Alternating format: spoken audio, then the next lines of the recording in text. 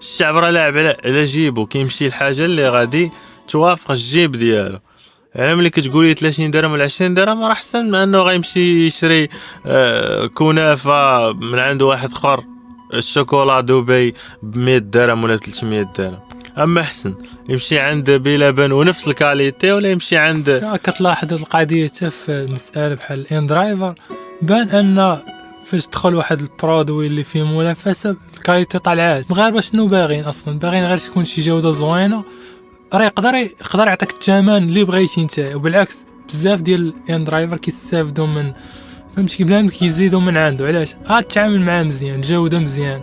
وكذلك بالنسبه للمطاعم ولا اي برودوي جديد، كتلقى اي برودوي جديد كتلقى كيبغي يبين احسن ما لديه. هذاك الشيء علاش الناس كيجيو عنده كيلقاو الثمن مزيان وجوده مزيان، راه نورمال يديروا عليه الصف.